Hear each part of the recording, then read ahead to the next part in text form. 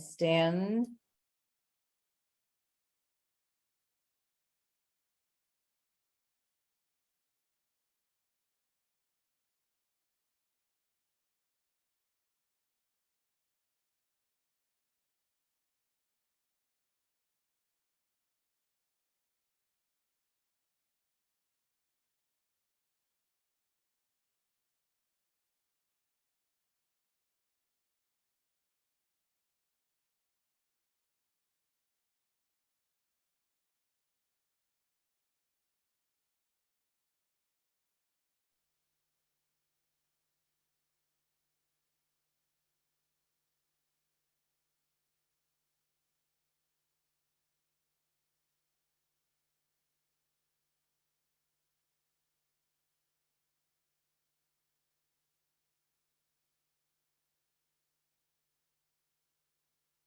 All right, good evening, everyone. Welcome to the EAB meeting. We have a special presentation on water.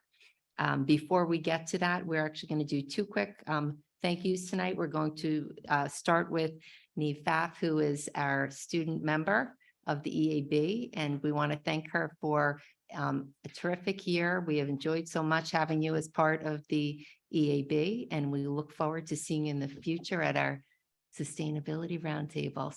We'll give you the date before you leave for school. So thank you. And we loved seeing your wonderful research at the high school. And it's just terrific working with such young, brilliant minds. Real quick, want to do EAB picture?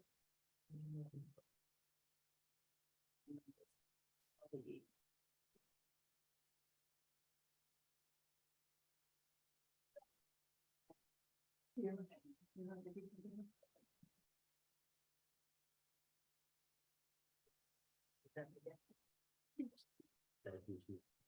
you have your camera? All right, so a little token. Best of luck at Notre Dame. Very exciting. We'll do the picture. Okay, we'll go right now. And should we put one more on the other side? Do you want to go right now?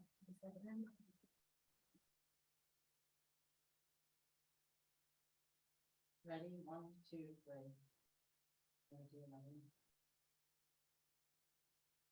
Okay. I'll get these first. Good luck and thank you for walking. Yep, good luck and keep in touch.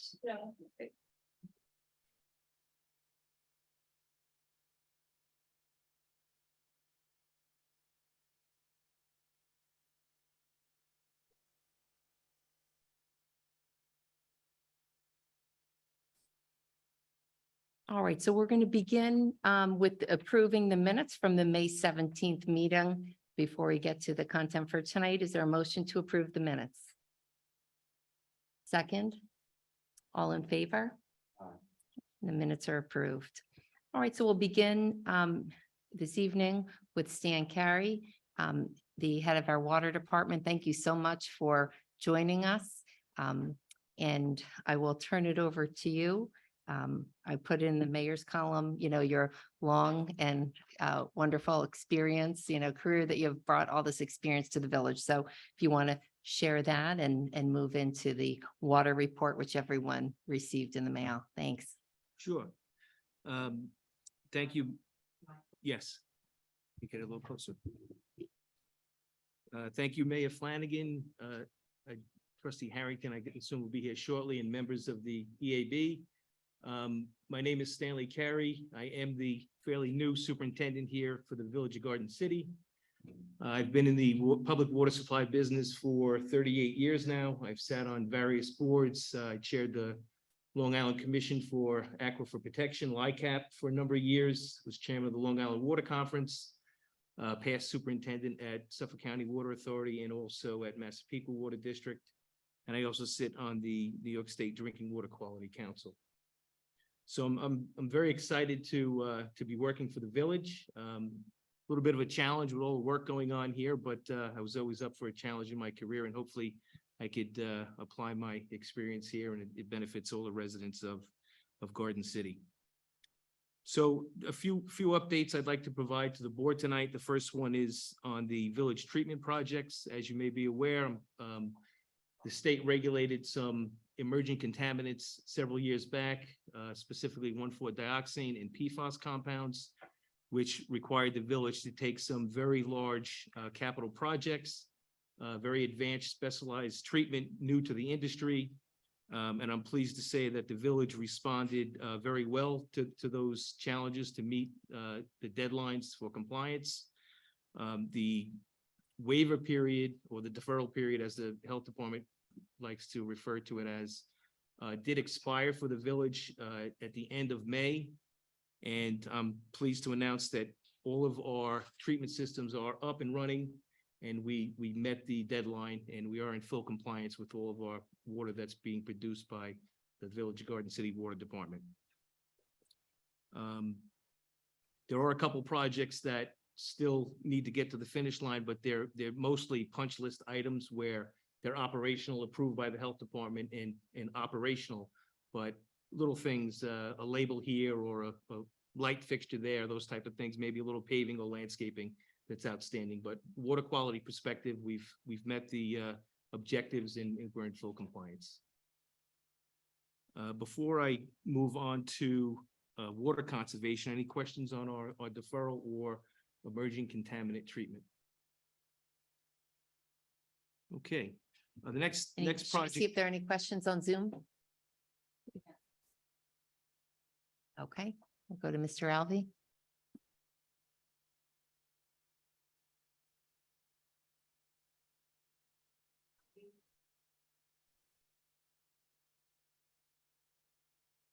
Rob, are you there?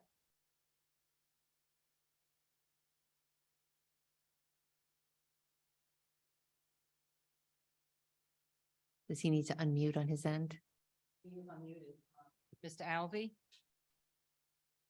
Oh, he's reaching, okay.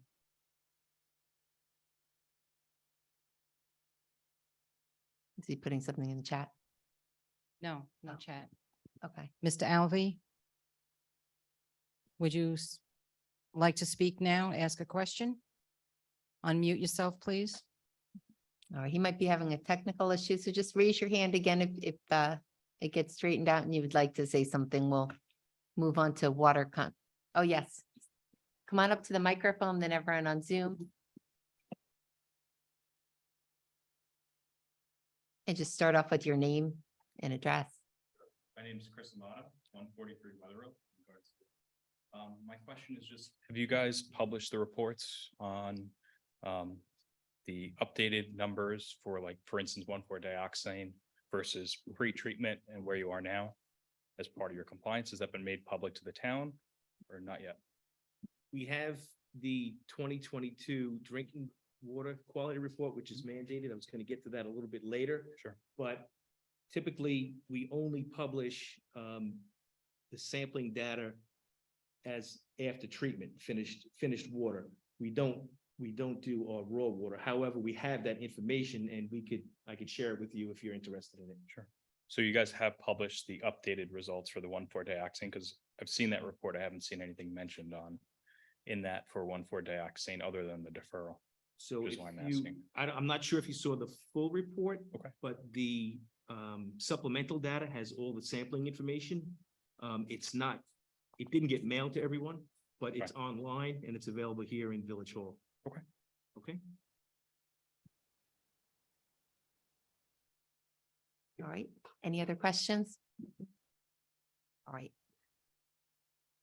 Okay, so the next topic is a new water conservation initiative, and maybe what I'll do is I'll hand out a few of these that can be passed around to the EAB members. This is only a draft right now. We hope to get this out into the mail to every resident within the next few days. We do have a couple edits before we finalize it, but water conservation is just by nature a good practice.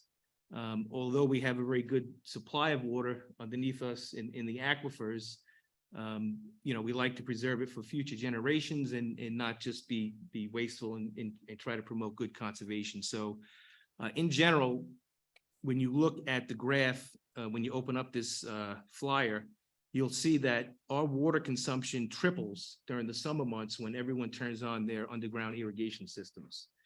So one of our neighboring water suppliers came up with this concept of save 2 minutes. And it's a very simple program where we ask everyone this time of the year to reduce each zone setting on their irrigation controller by 2 minutes. So if you have 4, 5, 8 zones and you take 2 minutes off, you're going to conserve a lot of water. Because typically what happens is when your irrigation contractor comes and summarizes and turns on your system in April or early May, he'll set every zone for 30 or 40 minutes, and your lawn doesn't need that much water in April or May, or, you know, even today in June.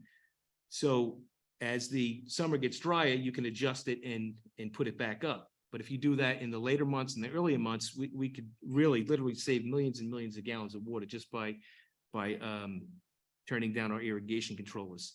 And also this features a not so new technology anymore, but LICAP had promoted this several years back where we offered rebates for irrigation, smart irrigation controllers. And what they do is they tie into through the internet, they're Wi-Fi enabled. And through the internet, they monitor the local weather station.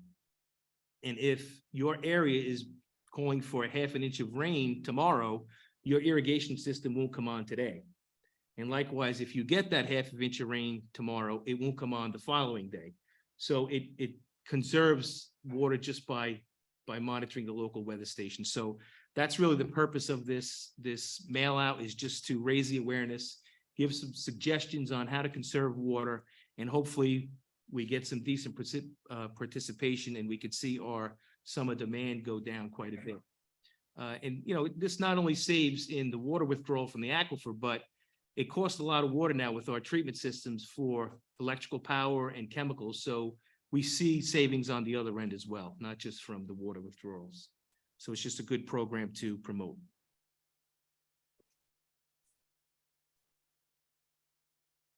Sorry. Hi, I'm Allison. Do you know what percentage of Garden City homes do use an automatic irrigation system? Now, I don't have that number available, but I mean, just my short time working here, driving around, the question may be better posed is what percentage doesn't have them? It would Right. probably be below 10% if I took a educated Seriously? guess. Yeah, everybody, I mean, everybody in Garden City, everywhere in Long Island in general has a green lawn. There aren't many people who just like to, you know, let it go naturally and do things organically. You know, Guilty everybody, as charged. well, myself included, but everybody's lawn, you know, has to be the nicest on the block or better than your neighbors. So Right, I would say a vast majority of people have these. interesting, okay. And again, there are Nassau County ordinances that are in place that are supposed to be followed. They're not well advertised. If you don't, you know, go into meetings like this or LICAP meetings where odd even is in play, you know, your house number are the days of the month that you can water and not water. Right, Rain sensors, certain hours of the day you're limited to irrigate so that we can refill our tanks during the off-peak hours. But, you know, the whole thing about that is enforcement, who's going to go out and drive around and, you know, give people notices. got it. So Thank you. you're welcome. Any other questions on the conservation that we're looking to promote? So you plan to mail this brochure to everybody in the village? Every resident, yeah, we're close to finalizing the last draft. We had a couple minor edits that we wanted to do, but we hope to get it out early next week so we capture a good part of this season before it's too late into July. Okay, Thank you. It looks great. I'm glad to see this happening. So, thank you. do we have anyone on Zoom with any questions on the water conservation topic? Does anybody on Zoom have any questions? Very curious to hear from Mr. Alvey. Yeah. Nothing? Hmm, good idea. Yeah. Okay. All right. Okay, moving on to the 2022 Drinking Water Quality Report.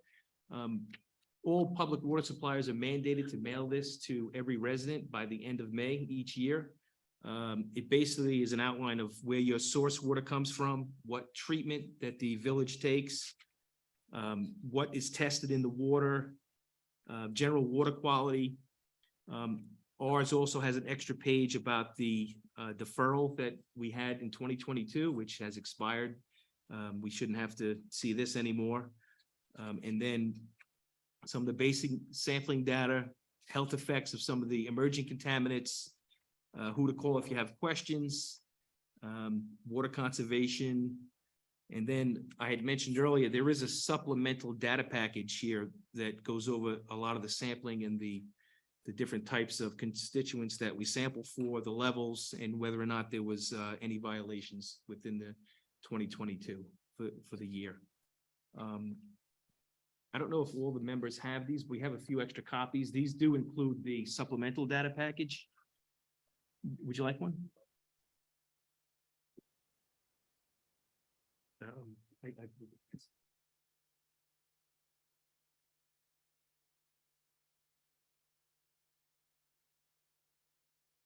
Any questions on our annual water quality report?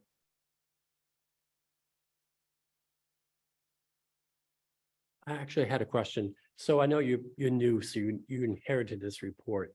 Some residents have expressed to me that the design of it could be improved. Okay. And one resident shared with me what Manhasset was doing.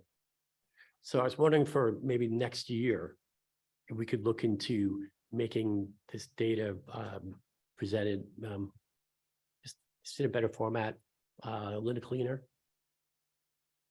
Because we're just kind of doing the same report year after year. We're not making any changes to it. So we could certainly make it more user readable. Mhm. And we do get copies of a lot of the other water suppliers that we kind of share them. But a majority of that information is mandated by the health department. And they actually have to approve it before it goes out. And the fact that the village had a deferral, they scrutinize it a little bit more and want to see certain information in there and explain. They even the language we use and how it's explained, they have to approve. But we could certainly, since we're off the deferral, we could certainly consider improvements to make it more reader friendly. Perhaps this board could make the recommendations more specific as we lead into April of next year. Yeah, because I'm in information technology, and predominantly what we do is normally we find something we like and then we borrow it for our concept. So it would be kind of nice to look at what the villages are doing and see the things that we like that's maybe presented, in a better format that we could maybe incorporate into next year's report.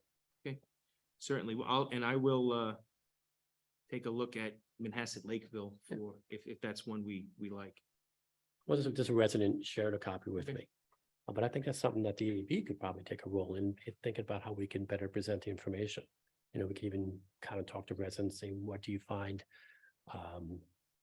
confusing about this? What would be better to make it more a better presentation? Sure. Always good to have input. I just have a question on the supplemental data. On the first page of the supplemental data. All right, I'm just curious. There's a section there that it says well 11. Raw pH was 5.4, but the treated was 5.1. Do you actually try to acidify? Because I would think. No. I don't have it in front of me, but I understand what you're explaining. That could have been one anomaly, a point of time where we had a breakdown in the system. But generally, the water coming out of the ground is acidic, and we have to neutralize it to above. Andrew could probably explain better than I, but above 7.5 to 8.2 range. So it's not corrosive to the water mains or plumbing fixtures. I taught chemistry for 39 years, so I'm aware of the Okay. chemistry behind it. But the question was, raw was 5.4, Right. and it says treated, all right, was 5.1. All right, I don't see any reason why it should have been going down. Oops, sorry. If you're supposed to, all right, bring up the pH. It could have been a Okay. breakdown in one of the injectors for a period of time when a sample was collected. But that's recorded and it can't be changed, so that's why it showed up in a report. But most of the time, like 99% of the time. But if we get a bad sample, it has to be reported, and it's reported to the health department at the same time that we receive it from the lab. They report it to the health department. So it has to be reported accurately. Yeah, I just get, That is not normal. It's not typical. that's why when I saw it, I wanted to question it.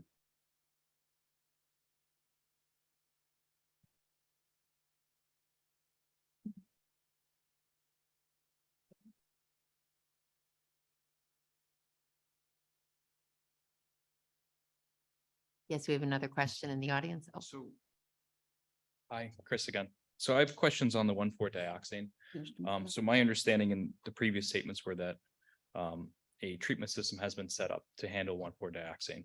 So are these the latest results, even though they're published as 2022? No, These are not. 2022. So these are 2022. So this is pre-treatment. Because there was no That is treatment during in the place. deferral period, Understood. So pre-treatment, before treatment was in place. correct? So when you say pre-treatment, typically what we refer to that as is treatment is there, but we take a raw water sample. Then it goes through the treatment and we take a treated sample. Sure. So since Those no numbers treatment was in are- place, this was raw. Excuse me? Since no treatment was in place in 2022, these are raw numbers No. in 2022. No, there was other treatment in place, so I can't say that it's raw. What treatment was in place We to have handle 1,4? GAC and air stripping, and I don't know which specific site you're looking at. Okay, so the question is on the results for well 7. I mean, all of them. It's, so do you have updated results for 2023? Yes, Okay, right, but but that's not, we're required to by the end of May of the following year, so this year, end of May, we have to publish all the data from 2022. We Understood. sample weekly, monthly, quarterly, different constituents as prescribed by the health department. So we have that data through May of 2023. If you, like I offered before, if you're interested in a specific site, I could share it with you. sure. Okay.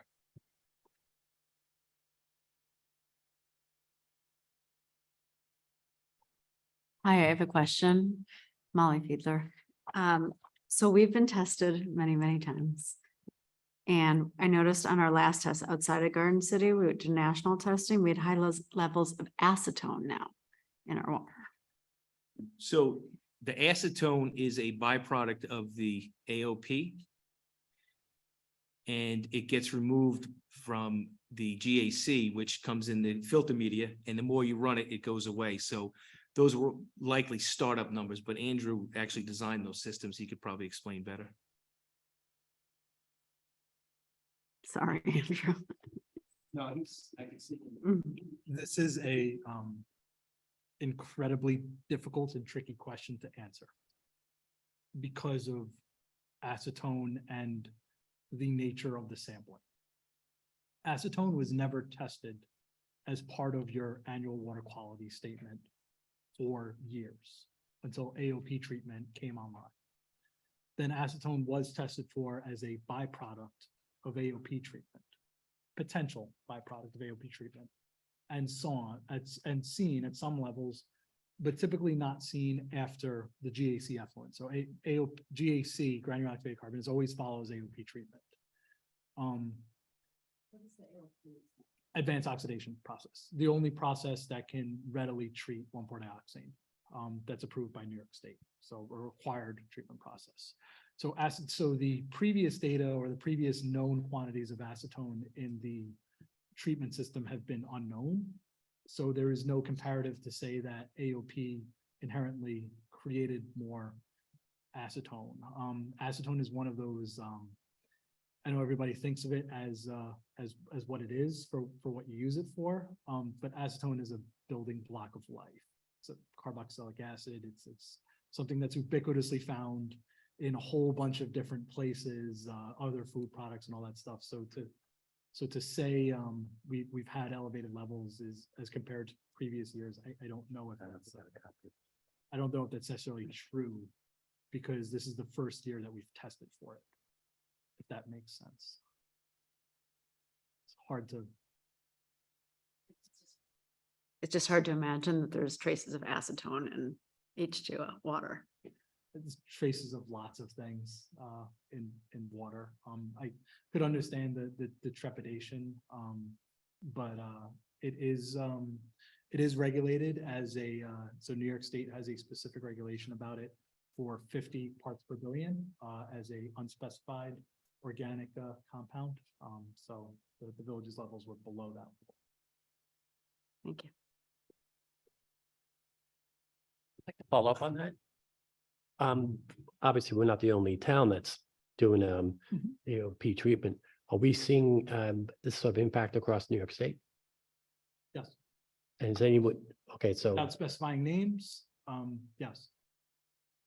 so what, Specifically Long Island, anybody who has AOP treatment, and there are multiple districts out there that have AOP treatment.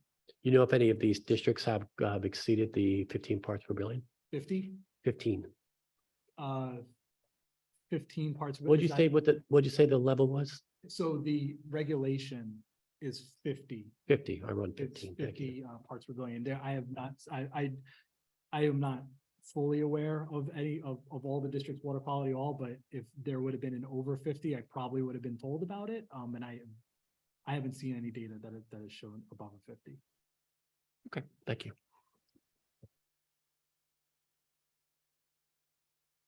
Leo Stimler. Mr. Carey, you mentioned that we're now in compliance with the state regs, right? That's on page 6, footnote 9. We've received the deferral and now we're in compliance. Is that correct? The deferral has expired and all of the treated water is in compliance. Okay, with the state regs.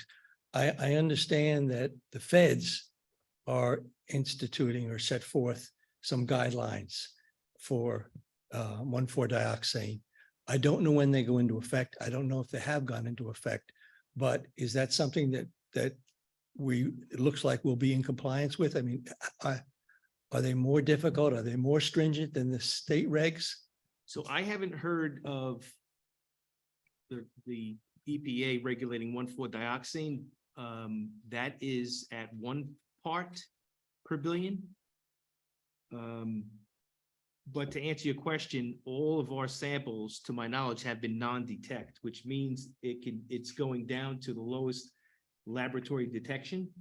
So to answer your question, we would still be in compliance. But your question is probably more applicable to PFAS compounds. Because right now the New York State has set a limit of 10 parts per trillion. And the feds are talking about regulating it at 4 parts per trillion. But we also have treatment in place, the GAC, granular activated carbon, that removes it, and all of our wells have been at non-detect for that also. So whether the fed or the state will be in compliance? Yes.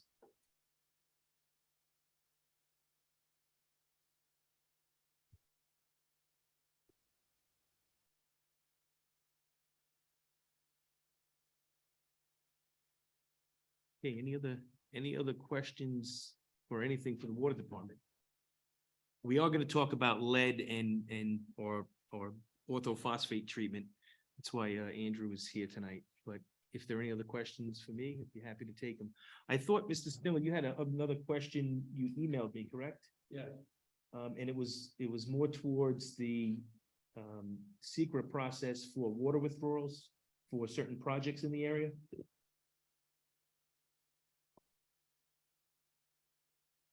Yes, back in 2009, our village board of trustees came out and said that certain communities in Nassau County were over pumping beyond what the state was allowing.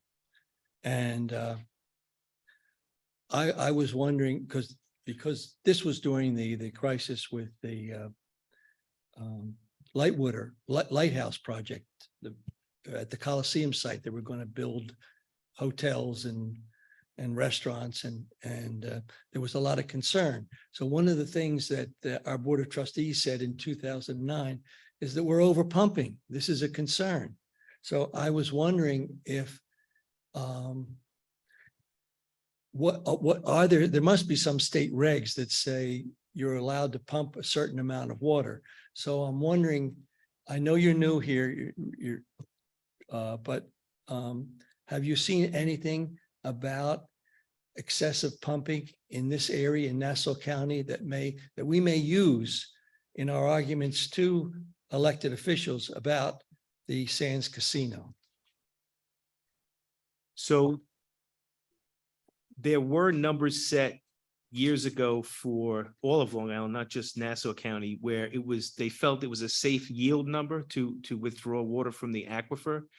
And the concern at the time was pulling in salt water from the ocean and the Long Island Sound. And what that would do is that would really impact the barrier beaches where the water suppliers in those areas have their wells really, really deep into the Lloyd aquifer, and they would get contaminated with salt water. And the activities in the center of the island would impact pulling in that interface of salt water. And that was the big concern. But the USGS has done extensive studies, and I believe they have published some reports, and that may be helpful for you to look into and research to more accurately answer your question about which agency published reports. But in general, I mean, there's really a almost an unlimited, I hate to put it that way, but water supply in the aquifer beneath us. And the problem that we have in the summertime isn't really the quantity of water in the aquifer, it's more about withdrawing it. So think of it as a giant Olympic-sized swimming pool, and everybody puts a straw into it, which is equal to our wells. You can only pull so much through that straw to meet your demand. Okay, but if you put more straws down there, you'll get more water out. So typically, there's a balance of how much a water supply wants to spend to build infrastructure and put more straws or wells into the aquifer, where you could pull out an unlimited supply. But really, the agency that approves those new wells is the DEC, the New York State Department of Environmental Conservation. So, generally they're the authority and regulators who monitor how much water is allowed to be drawn out.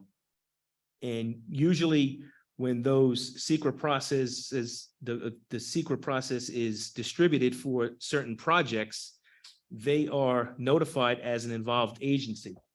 And they really should be the ones that should be weighing in on these projects as the regulatory authority to say, no, that's going to cause too much pumpage in that region, which could bring in the salt water from the ocean to the coastal communities. But they're really part of that process, whether or not they participate and respond as an involved agency when those secret, hearings go through. And you mentioned the generic draft environmental impact statement for that one project. I don't know if they answered, but they would be the agency that has the most authority and most say in something like that. You're welcome. Just another question. It seems that almost all the wells have the trichloroethane and tetrachloroethane high numbers. Is there a reason for that? Do we have, plumes that are particularly causing that? Yes, there are several Superfund sites and plumes that impact our wells in Garden City. And typically that TCE is one of the most common ones. The village has put in treatment, but what's interesting is that TCE contains this new emerging contaminant. Nobody knew about the additive of 1,4-dioxane, so that's why we had to go to the AOP. I am in the process of looking at all of those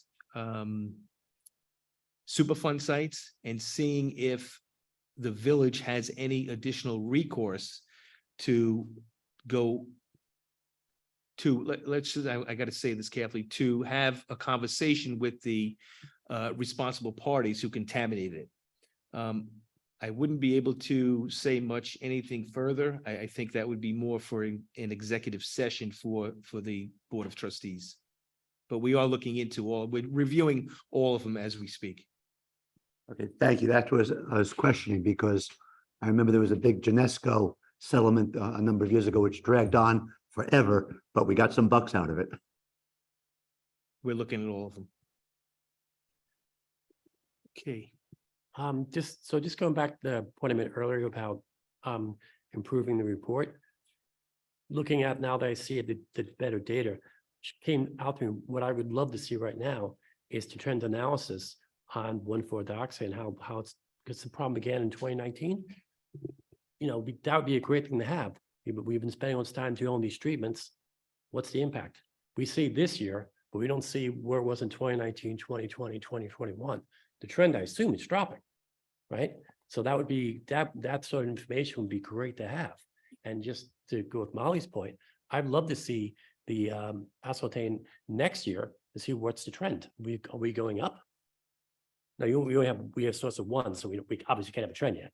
But that would be a good thing to monitor the trends to see what, you know, because I think with the 1,4-dioxane, we missed an opportunity here to show how probably effective the treatments were. To come out and say, look, in 2019, they were this number, look how low they are now. Our treatments are working, but that's not available in this report. We have the data and we could certainly consider publishing that going forward. Well, like I said, you inherited this. So, but I'm really thinking, you know, going forward, how can we improve what we're presenting to residents? Right. You Like know. we have the data. It can be presented, but it has to have the approval of the Nassau County Health Department. Right. And not everyone has 39 years of experience in chemistry. You can just take apart graphs, columns in a matter of minutes. I have another question, Molly, again. This may be silly, but how do the hormone, I'm just seeing estradiol in here, testosterone, and how do those end up in the water system? The hormones? Typically, and Andrew, you can help me, but typically they're found in areas that aren't sewered, where people are on cesspools and people take medications and, you know, they excrete out of their body and they get into the aquifer that way, or people don't dispose of pharmaceuticals in the right way and they leach down into the groundwater. So, you know, this area of Nassau County has been sewered for a very, very long time. So it's a little surprising to see some of those, but I think in the future, sitting on the Drinking Water Quality Council, those are going to be the new emerging contaminants that are going to be considered for future regulation. Just as a little aside, my niece got her doctorate in glacier studies, and she had been studying in Antarctica, and they found birth control hormones in some of the areas there. And she said, there are literally 8 women here on this entire continent. All right. How do you get those numbers? And they said, we don't know, but we have some in our water. She said, of the 800 or 1,000 people who were there were only 8 women. And he says, we're not all on birth control pill. It was found in those fairly remote areas.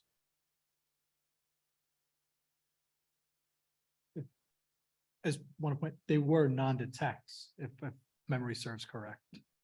They were non-detect in the report. They were non-detect, they weren't found in the drinking water supply. Yeah, there was a trace.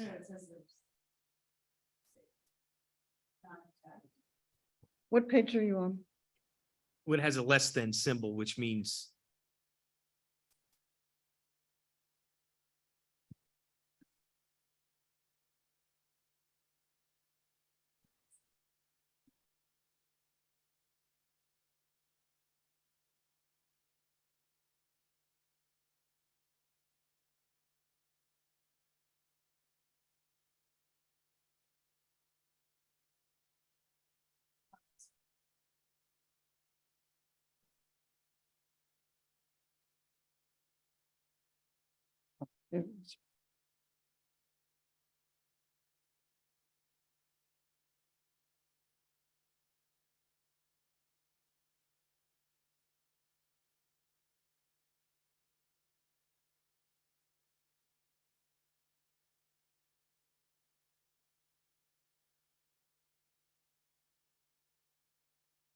It doesn't say non-detected, it says not tested.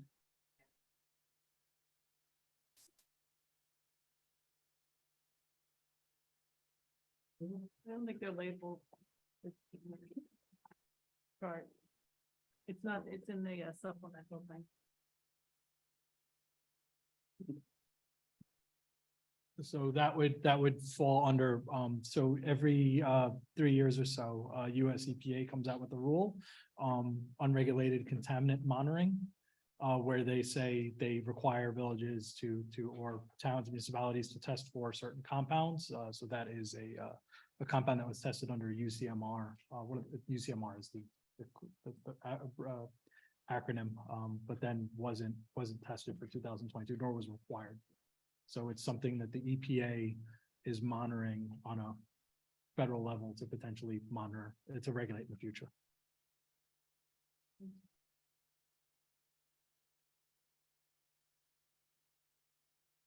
Okay, if there aren't any other questions, I guess we can move on to the orthophosphate treatment and lead service lines. Great. Thank you for all that. Anything on Zoom? Any questions on Zoom about the water quality report? Mr. Alvey, we know you want to speak. You have your hand up and you're unmuted.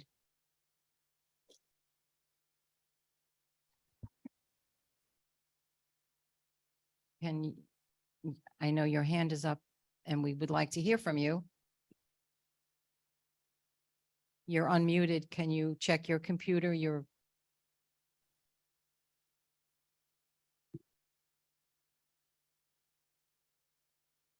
Okay, well, we are here. If you want to speak, you have your hand raised again. Can you, I know you can hear me. Anyone in the room who's come in through the Zoom webinar who can give any tip as to what button to press?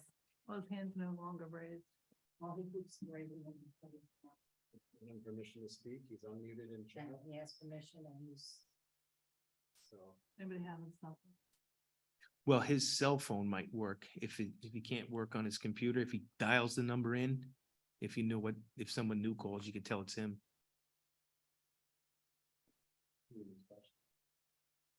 Or type your question, yeah.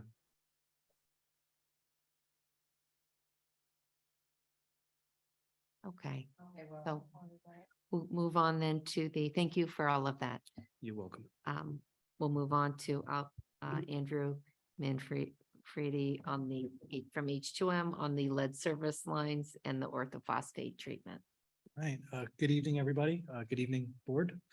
So right now, the village is in the midst of taking their lead compliant sampling. So every year, the village has to biannually test for 60 what they classify as tier 1 homes. These are homes with known lead service lines, and test for both the first leader, and the village actually goes above and beyond testing for the 5th leader and the 10-minute sampling, as has been the protocol throughout the entire. So we're in the midst of that. I do have the preliminary data results from that if we want to pull it up. The village has to test for 60 homes. Right now we have the results of 19 homes. So I have the graph up on the table, up on the TV screen. So there's 3 lines on here. The yellow line is sampling that was done in the tier 1 sampling for December 2022. That is about, maybe 4 to 6 weeks after orthophosphate treatment has been implemented. So in the very early stages of orthophosphate treatment. Orthophosphate treatment is a treatment that doesn't happen overnight, that takes time to coat the service lines. So the blue line is a second set of sample results from March. It's 30 homes as compared to 60. It's a quarterly sampling. And what this does is this is monitoring the orthophosphate treatment's effectiveness. So you see across the board on the x-axis, I have the 1 liter, the 5th liter, and the 10-minute samples. You see across the board, I guess, again, on average, because there are some exceptions to the rules and specific homes that have specific issues, but you could see that there was a reduction in all 3 samples. The 10-minute a little bit less. June 2023. So this is our most recent set of samples, and these sample results are hot off the press, just came in today. So I only have 19 homes, and it's still ongoing. You could see that there is still significant reduction between the 5th liter and the 10-minute reduction for the average samples. So from December, you have a 45% reduction in lead from 1st liter samples. In the 5th liter samples, you see about a 68% reduction. And in the 10-minute samples, again, about another 68-69% reduction in lead levels.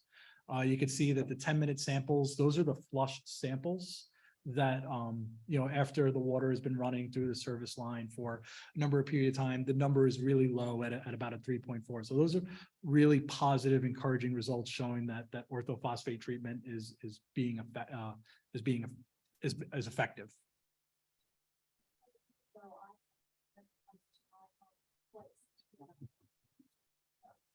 I'm sorry, I'm new to this. We had the lead pipe replaced. With the orthophosphate treatment, is that happening with lead pipelines, or I'm sorry, I'm not quite sure how that works. So what orthophosphate does is it binds to or binds to lead to create an insoluble form of lead so that it doesn't go in.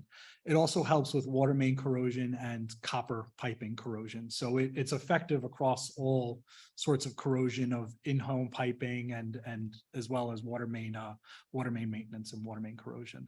So theoretically, I live in the Mott section, and a lot of the homes there are older and they have these lead lines. Could this obviate the need to replace the lead pipes?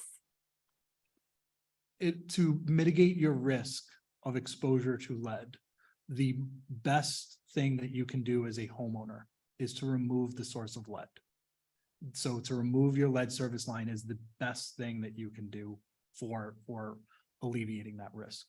But this is a stopgap measure for people who aren't able or don't want to do that for whatever reason. Yes. Okay. It's a stopgap. That's a way of putting it. Yes. Okay. Yeah, I like to follow up with that. We don't want to have this treatment become a disincentive for people to not replace their lead pipes. Because, this is not Garden City, this is the EPA, the CDC, New York State Department of Environmental Protection. They all say the same thing. They recommend replacing a lead pipe. I see. And also the life expectancy of lead pipes, about 80 to 120 years, I believe. That's been good fair estimate. Right. So if your house was built in 1940 and it's a lead pipe, you're in the window. So sooner or later that pipe's going to go. Right. So again, we don't want the treatment to be a disincentive. I see. Yes, that makes sense. But for people who don't have lead pipes, is this treatment recommended? In other words, whether or not you have a lead pipe. So this treatment has to go in the entire water supply. It can't be injected in an individual person's home, Got it, right? It got has to be, you have centralized treatment at well sites that go in. It is beneficial for people that have copper piping as well. And the nuisance pinhole leaks, this should help. Oh, good to know. Is that because it binds? What it does is it creates this protective coating inside the copper pipe as well to kind of prevent any kind of or help prevent pinhole corrosion. The science on pinhole corrosion is complicated, sketchy. There is so much about pinhole corrosion that this helps. Hi, I've asked this question before. Do we know any of the side effects of orthophosphate in the human body? Orthophosphate is a EPA approved, FDA approved additive. It's used in about 50% of the water suppliers across the country. A lot of people confuse orthophosphate with phosphates, which are sometimes found in like high concentrations in deli meats and stuff like that. But this doesn't approach those levels. Thank you.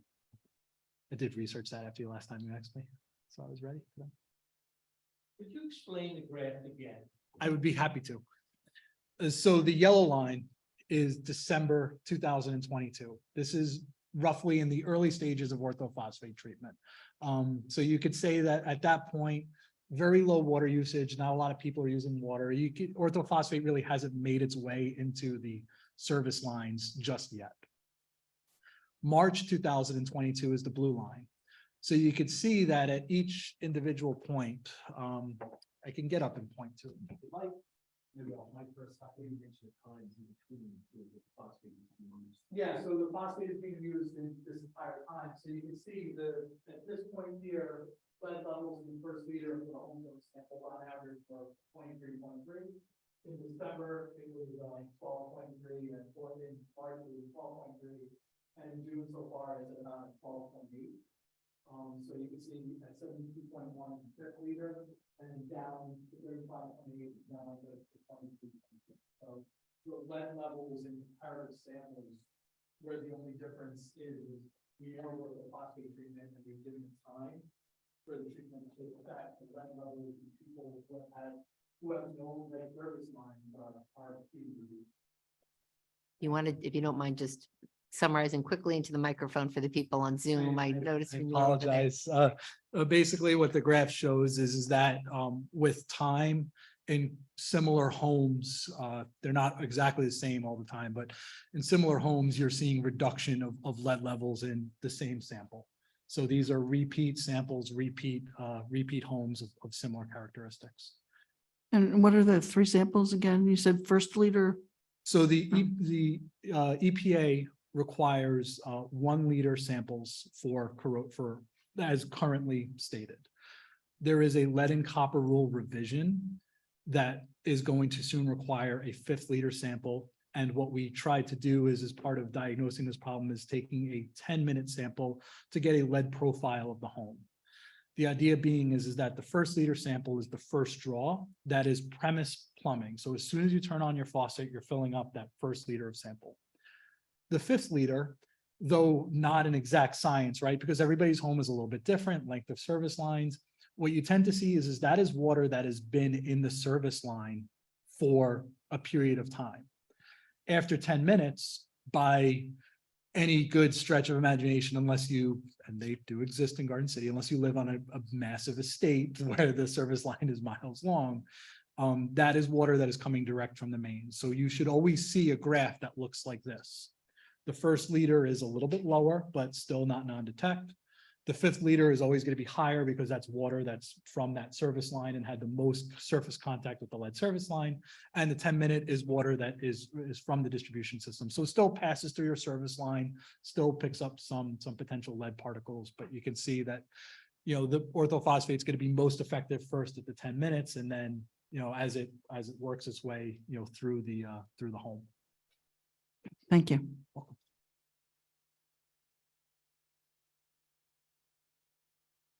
Questions about either a lead service line or the orthophosphate. I just had a question on your results. Because you're using reduction, you could be skewed if you have someone who's had a very significant reduction. Have you taken that into account?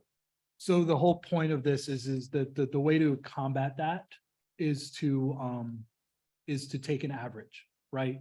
So I have 60 homes, or I have the data, 63 homes in December sampling, 32 homes in March, and in June, 19 homes, but that number will go up.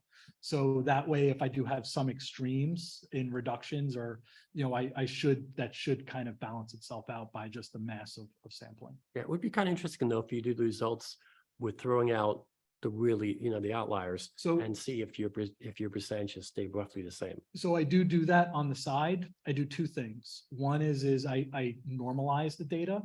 So a lead profile should always be middle, high, lowest. People are sampling, and I'm not sure if people have sampled here with their own bottles. I've been sampling for years.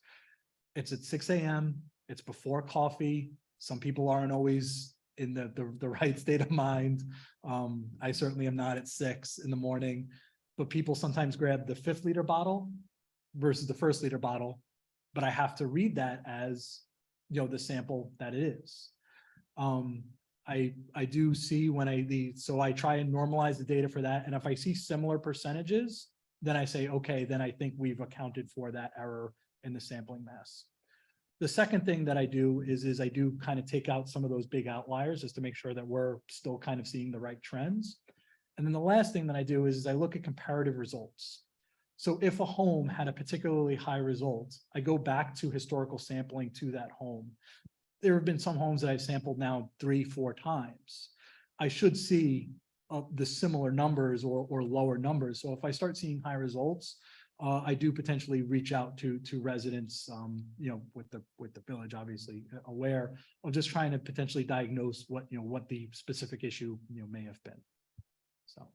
Oh, that's really good. I think when you do report this, you should probably put a paragraph in, just talk about your normalization, because that's like, for those who are familiar with statistics, that's like the first thing we're gonna look at. And it's good. I'm very pleased that you're doing that. Just looking at the data, it probably would be wise to tell people to flush your line before you use it, no matter what you do, since the 10-minute draws are always going to be lower. And that looks like the 5-liter draw is the water that's been sitting in the area. You don't want it to sit. So just recommend that if you have any questions, flush your line for a bit before you use it. That's part of so when we do get these results, letters do go to the homeowners about these results. One of the suggestions, in addition to replacing your service line, bottled water, filtering and all that stuff. And I know Mayor Flanagan, there is a question about filters that I'd like to get to. Is also to flush your line, and generally in the span of 2 to 4 minutes. If you, and speaking to residents, I do a lot of calls with residents as well. We talk about sometimes changing habits. Instead of coffee in the morning, it's shower in the morning, right? So you're flushing that line and getting rid of stagnant water.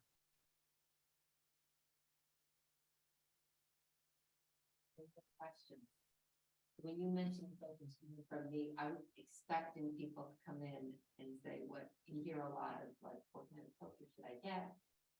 What does it take out? So, and I know that's not an easy.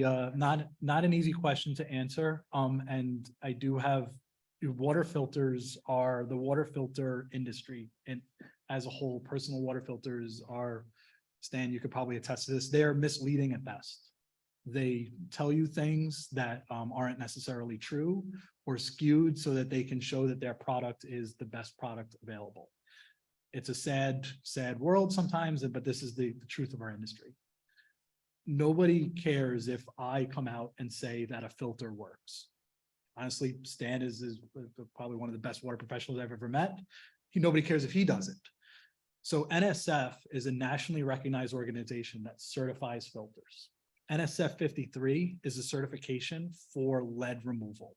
So if a filter doesn't have that stamp on it, NSF 53, it honestly, it becomes like, okay, you can say whatever you want, but it doesn't really matter, right? Because NSF didn't certify it. For under the sink filters, reverse osmosis filters, the certification is a little bit different. It's NSF 58.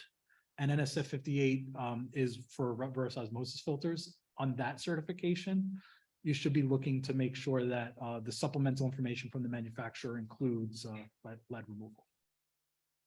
So a lot of times when people are researching a filter, they see that the filter is NSF certified for lead. But what they don't understand is that it's not certified for lead removal. All that means is that the components that made the filter don't contain lead. And they mistake that for lead removal. We've seen that a couple times. And the other thing is that people are sold these filters and they may have a 10-year warranty, let's just say to remove chlorine, and the 10-year warranty, or for 1 million gallons of water that passes through it. So my question is how can a filter manufacturer say that it's going to last 10 years or be good for 1 million gallons if they don't know the concentration of what they're removing? Because if you're only putting in 2 or 3 parts per million, you may get 1 million gallons or 10 years, but if it's 8.8 parts per million or higher, how can it be the same water going through if you're putting a lot more through it? It just doesn't make sense. And it's really kind of like, buying a used car that somebody's telling you it's great and somebody took care of it, and it's the same thing, unfortunately. Questions about filters from anyone in the room or?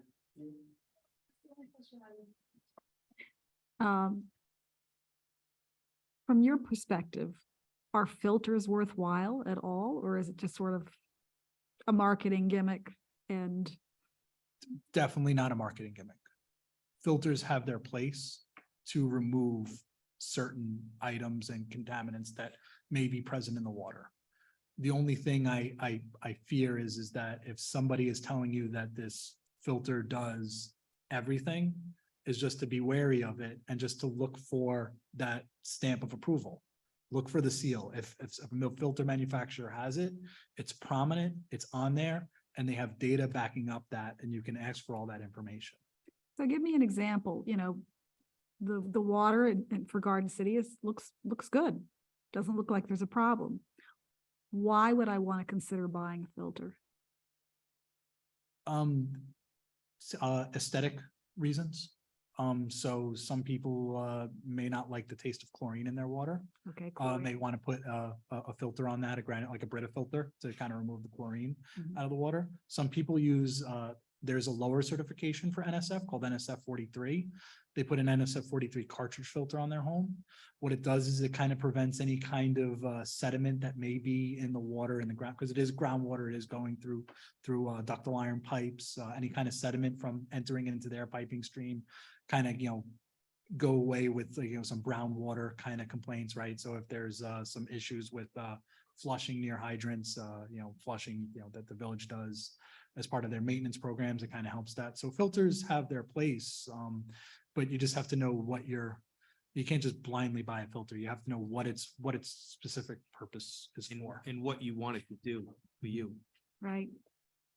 Thank you. Yeah, and also to follow that up, the water testing they're doing other than SLID it's not, this is being on the home level. The other water testing is not being done at your home. So the pipes that are going, in the street and into your home and in the pipes in your home will affect your water quality.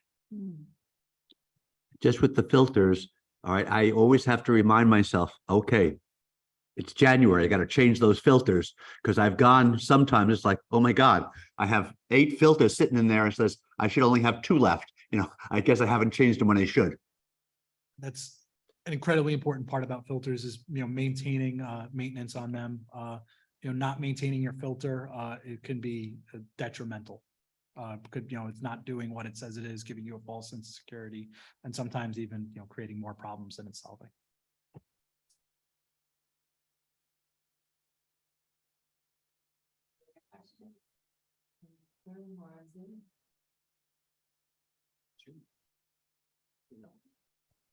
Any other questions in the room or in Zoom? Anyone else on the board?